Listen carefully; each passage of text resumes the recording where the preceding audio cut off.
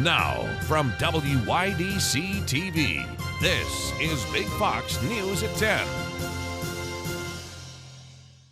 Tonight, a revealing new report on police use of force in New York. According to state government numbers, we are learning Elmira police rank in the top 7 in the state for the number of use of force incidents. Big Fox's Matt Kleindienst breaks down the numbers and tells us why Elmira police say this report doesn't tell the whole story. Good evening, Ann. The New York Division of Criminal Justice Services say the Elmira Police Department had over 100 use of force incidents, making them one of the top police departments in all the state of New York. On Friday, the State Division of Criminal Justice Services released its inaugural report on police use of force. According to the report, the Elmira Police Department had 101 use of force incidents between July 2019 and October 2020. Only 6 police departments had higher use of force numbers in that same period of time. Of those incidents, 3 people died as a result of an Elmira officer using force, which is tied for most in the state. For local comparison, only the Chemung County Sheriff's Office comes close to Elmira with 24 use of force incidents and 0 deaths. Elmira Police Chief Anthony Alvarez released a statement about the report, saying, quote,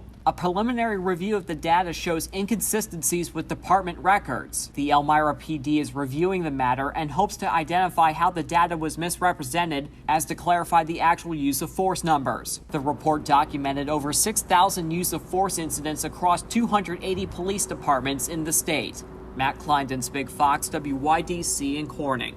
It was a violent weekend for 3 teens who were shot in New York City. One survived, but the other 2 didn't. And now residents are saying enough is enough. Corey James has the story. Blah, blah. Louis Mercado heard the shots on East 187th Street and Prospect Avenue in the Bronx. The gunman opening fire right in front of this cafe, killing a 13-year-old boy. When the third one came, I hit the floor, and I didn't get up until it was over. And then I called 911. The young teen rushed to the hospital, and according to police, he was the intended target and shot multiple times, at least 1 bullet hitting him in the chest. Around the same time, but over in Brooklyn near Pitkin Avenue, police say a 16-year-old survived getting shot in the thigh. The NYPD releasing the latest shooting numbers, and as of July 10th, there have been 795 shooting incidents and 920 victims. This time last year, there were 612 incidents and 750 victims. We need the anti-crime units back. Community activist Sidney Flores was out putting Crime Stoppers flyers up at the latest shooting, encouraging people to speak up. He says it is a small step in solving a bigger problem. We should be throwing away the keys on gun violence, repeat offenders. Throw away the keys on these people. They should not be let out on the street anymore. A boating accident on Seneca Lake killed 1 person and injured 4 others on Saturday. According to the Yates County Sheriff's Office, a 45-foot Donzi boat was speeding along the water near the town of Himrod when it crashed. All 6 people on board were thrown from the boat. 65-year-old Cynthia Stuck was pronounced dead at the scene, while 4 members of her family suffered internal injuries. No one on board was wearing a life jacket at the time of the crash. Anyone who witnessed the crash is asked to call police. A boating advisory is in effect at Cayuta Lake in the town of Catherine. According to the Schuyler County Sheriff's Office, heavy rainfall over the past few days has caused the water level to rise, damaging docks and shorelines. All boaters are advised to use caution and travel at a slower pace to prevent further damage from wakes. New York State Police still investigating the crash that killed a father and daughter over the 4th of July weekend. Miranda and Harold Novitsky died on July 3rd when their pickup truck collided with a tractor trailer on I-390. Harold was a co-owner of Davis Landscaping in Big Flats for more than 30 years. Miranda played soccer at Horseheads High School and completed her freshman year at SUNY Geneseo in May. A celebration of life service was held yesterday. To boost or not to boost? That's the question. Pfizer thinks a booster for its COVID-19 vaccine might be necessary, something they're set to talk about with U.S. officials today. For now, the FDA and the CDC say they're not necessary. But as Britt Conway reports, some medical experts say that could change. This week marks 7 months since the first American outside of a trial got a COVID-19 vaccine. Since then, hundreds of millions of Americans have rolled up their sleeves too. More than 56% of people who can get vaccinated, that's 12 and up, are fully vaccinated. But today, a senior health official says Pfizer will brief government officials about the potential need for a booster dose of its vaccine, after Israel released data showing a marked decline in its effectiveness from more than 90% down to about 64%. As the Delta variant spreads. Now, Israel will offer a third dose of Pfizer's vaccine to people who are immunocompromised. And the UK announced last month it might offer boosters too. But the CDC and the FDA say Americans who have been fully vaccinated do not need a booster shot at this time. At this time being key. But that doesn't mean we stop there. There are studies being done now, ongoing as we speak, about looking at the feasibility about if and when we should be boosting people. And who should get that booster. But getting FDA approval and a formal CDC recommendation takes time. That's a multi-month process, so if we don't get started right now, we're not going to be in a position to have boosters available should we need it come the fall. I'm Britt Conway reporting. Another heat wave is fueling wildfires from Oregon down through California. People are being asked to conserve energy to avoid power outages. Christina Coleman has the story. Wildfire season is in full swing across the western U.S. More than 300,000 acres are burning across 6 states. The largest active wildfire is the Boot Lake Fire in Oregon. That blaze destroying more than 150,000 acres across the state. The focus is to hold the fire where it's come down to the 4437 road, and also to improve any kind of prep work along that road. Over the weekend, the Boot Lake Fire knocked out interstate power lines, disrupting electricity service for parts of California. Officials here now asking people to conserve as much energy as possible to avoid blackouts. The Boot Lake Fire definitely curtailed some of our power imports that we get through those lines. And so we were having to find those power sources from different places. Meanwhile, California is experiencing its largest wildfire of the year. The Beckworth Complex fire has burned more than 83,000 acres near the California-Nevada border. The flames destroying dozens of homes in the region. Triple-digit temperatures and a record-breaking drought are fueling many of the flames. Meteorologists attribute this latest heat wave to a dome of high pressure over the region. Experts say even a few degrees can impact human health. Even small increases in temperature can make a big difference in how we are responding physiologically to those higher temperatures. The National Weather Service says temperatures could cool down later this week, giving some relief to firefighters. The first payments in the Biden administration's enhanced child tax credits are due to start rolling out this week. The program works like this. Heads of household will receive up to $3,600 for each child up to 6 years old and $3,000 for each 6 to 17-year-old.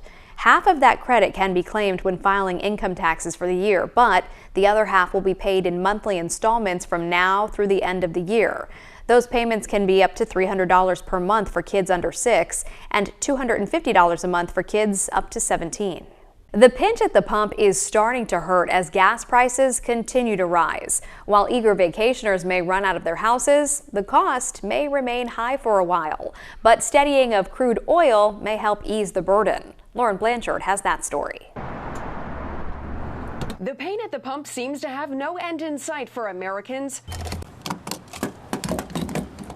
The average price of regular gas in the U.S. is now $3.21, a jump of 5 cents in just the last 2 weeks. I'm fixing to throw some gas in right now, and it's almost $3 a gallon. The highest average for a gallon of regular is in the San Francisco Bay Area at $4.39, while parts of Louisiana have the lowest prices at around $2.65. Some economic experts partially blame lingering supply shortages for the rise in prices. Producers both in the United States, but especially producers abroad, really basically closed the valves and quit producing as much oil. Officials at the White House are positive the high prices are actually normal for this time of year. And with folks excited to stretch their legs and get out of their homes, people want to go on vacations now more than ever.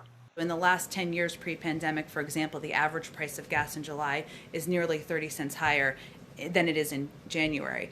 and any prices are higher now than they were last year because Americans are finally able to travel. While the cost to fill up is high, there may be a light at the end of the tunnel. Initial skyrocketing crude oil prices have drastically slowed down, which may lead to a steadying of gas prices. Still ahead tonight, one Wisconsin couple test positive for COVID-19 after being fully vaccinated. I had a bad bout with pneumonia a couple of years ago, and I think that had I not had the shot, it would probably have been very likely I would have been in the hospital. How they're hoping their story will warn others to remain vigilant even after getting the vaccine. Here's your local stock market update from Big Fox.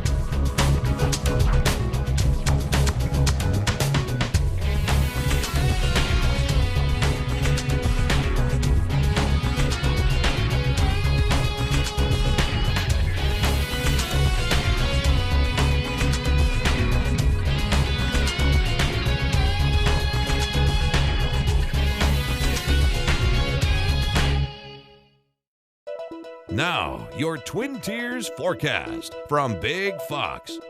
Tonight's Big Fox forecast is brought to you by William Mattar. Today was a little bit warmer than it was yesterday, and that's because we saw a little bit more sunshine. In Elmira, reporting about 12 degrees warmer this afternoon, 10 degrees warmer in Corning, but only 9 degrees warmer in Watkins Glen and also in Bath. So we have an approaching storm system that will set off a few thunderstorms, especially in the afternoon. There will be some periods of heavy rain, so there's the threat of flash flooding, and again, some of these thunderstorms could be strong to severe, producing very gusty winds. There also could be some hail with them as well, and so it's something that we'll be tracking for the next 24 hours. Those dew points are quite high. Today we were mainly in the 70s, so it does feel very uncomfortable outside. We're going to stay in the 70s through your Tuesday, and it doesn't drop much as we head toward the end of the week, maybe into the 60s, but it's still in that uncomfortable category as we head into the next few days. This comes as we are going to be in the warm sector of the system, and so that means a lot of south winds, a lot of humidity, and that's going to set off those strong to severe thunderstorms. Just all the ingredients there for severe weather. So our future radar is showing a few showers by late morning into the early afternoon, and then in the afternoon there will be a few thunderstorms that will be rumbling through. Notice around 10 o'clock, some of the yellow and orange showing up. That's the heavier rain that will be sliding through in the overnight on Tuesday. And then around 1 o'clock, a few more showers just north of Hornell and Bath that will continue, and then a few isolated showers as we start off your Wednesday. The rain will be a little bit more widespread moving through the rest of the day, and then as we progress into the evening, most of this will be winding down, and I think a little bit drier conditions will start to come in on Thursday. And then we have another storm system that will come through later on this week by Friday and Saturday, and we're going to be on the southeastern side of this low pressure system, and that's the warmer side, and so we're not going to see a big change in our temperatures. It will be a tad cooler this weekend as this dip starts to move over our area, and that's going to allow for a little bit cooler air, but overall it is going to be very warm and humid for the upcoming days. Here's a look at your forecast. Expect occasional heavy rain tonight. Overnight lows dropping down into the upper 60s and lower 70s. Highs tomorrow will be around 86 in Corning and also in Elmira, Watkins Glen around 87 and 82 degrees in Perkinsville. There could be a few strong thunderstorms in the afternoon and also into the evening, so be prepared for that and be weather aware. Rain chances continue through your Wednesday. It will be a little bit cooler on Wednesday as the rain will be more widespread. It looks like there will be shower activity throughout the day, and so that's going to keep those temperatures a little bit lower. And then when the sunshine returns, those temperatures will also increase. Highs around 87 degrees on Thursday. 90s could be possible by the end of the week out ahead of our next storm system. It's rare, but breakthrough COVID-19 infections can happen. One Wisconsin couple learned that the hard way when they both tested positive for the virus months after being fully vaccinated. Sanika Bargaw reports. It's far from over, as we learned the hard way. Melissa Biza and her husband Eric waited a year to go on their honeymoon until both were fully vaccinated and restrictions had been lifted. We just kind of felt this, like, I don't know, false sense now what we feel like of safe. Melissa says they were careful. We rented an Airbnb, we were by ourselves. But near the end of the trip, Eric started feeling sick. It felt just like the onset of a cold. When he started losing his sense of smell, they decided to get tested, and both came back positive. Fatigue and just severe cold symptoms. Health officials say with the effectiveness of vaccines, the couple's situation is rare. If you've been vaccinated, you are protected against COVID-19 infection. But it's not impossible, and there's nothing wrong with being more cautious. If they're concerned, if you're in a crowded area, wear a mask. However, officials say COVID cases are a bigger concern in places with low vaccine rates. We're fearful that we will start seeing some pockets. The Bizos want to emphasize everyone should still get vaccinated. They're glad their case wasn't worse. I had a bad bout with pneumonia a couple of years ago, and I think that had I not had the shot, it would probably been very likely I would have been in the hospital. They just hope their story is a warning to others to stay vigilant. Even if the sign says, if you're vaccinated, you don't need to wear a mask. I mean, wear it anyways. July is Fibroid Awareness Month, and there's a renewed push to break the stigma that may sometimes come with the often debilitating condition. It's all in an effort to get more women to check for symptoms and seek medical care. And as Mandy Gaither reports in today's Health Minute, Black women are disproportionately impacted by fibroids. Breaking the stigma around fibroids and the heavy periods and pain that may come with them. It's one step Dr. Jennifer Cottle says is necessary to raise awareness and get more women diagnosed and treated for the condition. We have to understand that fibroids oftentimes run in families. There is often a genetic link, and many family members sometimes have fibroids. So the symptoms of fibroids sometimes might actually seem normal to a woman.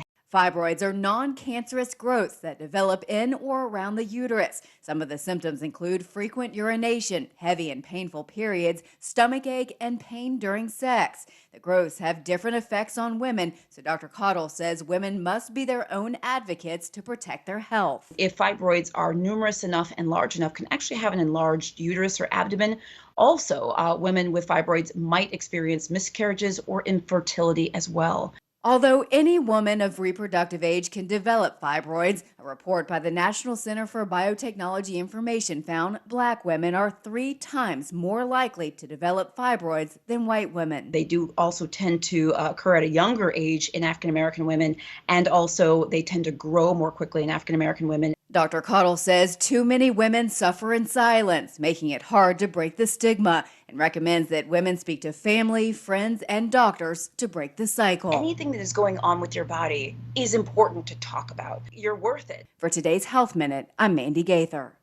Billionaire Richard Branson has finally achieved something he's been working toward and talking about for many years. He finally made it to space and set a record in the process. Rachel Crane has the details. A historic flight nearly 2 decades in the making. Billionaire Richard Branson becoming the first person to take a trip on a self-funded spacecraft. Release, release, release. The entire journey captured and broadcast on a live stream, all taking place in about an hour. It's a complete experience in a lifetime. Virgin Galactic ship rocketing more than 50 miles above Earth, high enough to even experience weightlessness. To the next generation of dreamers, if we can do this, just imagine what you can do. Branson and his crew safely returning to Earth, celebrating their mission accomplished. Ladies and gentlemen, this here is Sir Richard Branson, astronaut. I spoke to the 70-year-old after the successful landing. But you've now been back on Earth for a couple of hours, so tell us, what was this experience like for you? Look, I've dreamt of going to space since I was a kid. I've always pictured what it would be like, and it was just far more extraordinary than I could ever imagine. Everything from the blackness, contrast with the Earth is just deafening. It's incredible.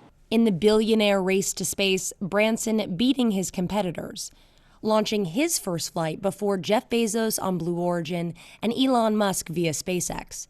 Bezos is sending his congratulations on social media, adding, "Can't wait to join the club."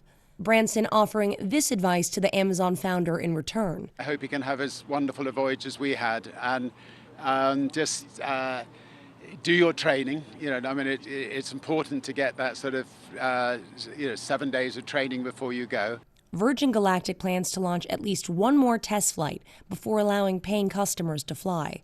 The price tag for a seat, up to $250,000. And while they wait, Branson says he's taking some time for himself to rest before planning any future feats. Are you eager to go back up? I would go back tomorrow if I didn't feel I was taking a seat away from the many hundreds of people who've already signed to go up and the many hundreds of people who will want to sign up. More Americans are saying I do. The wedding industry is making a major rebound as much of the U.S. is bouncing back from COVID-19. Jewelers say sales of both engagement rings and wedding bands are on the rise.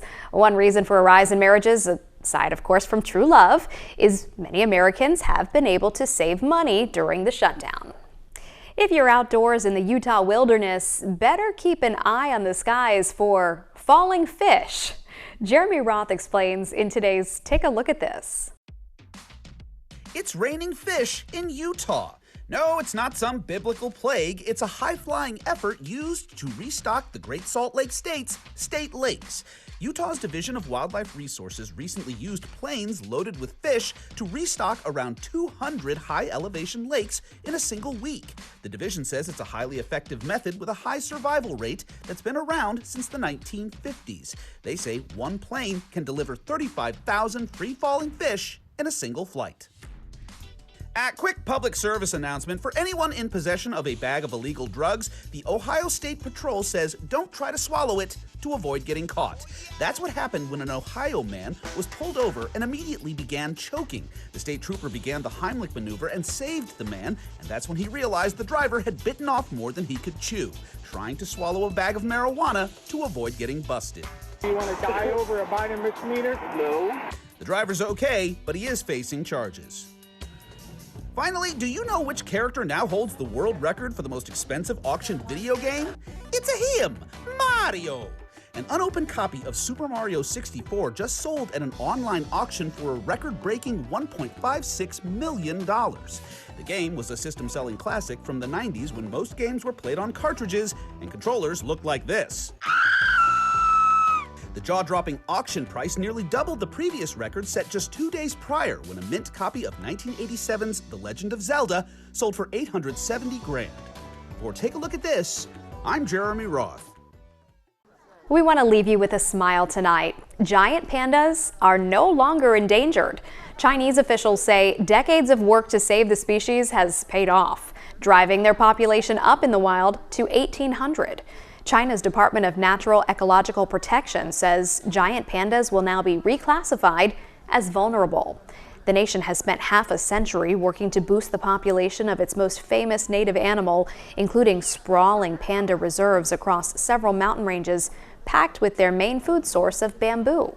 Experts say other rare and endangered species like Siberian tigers and Asian elephants are also rebounding.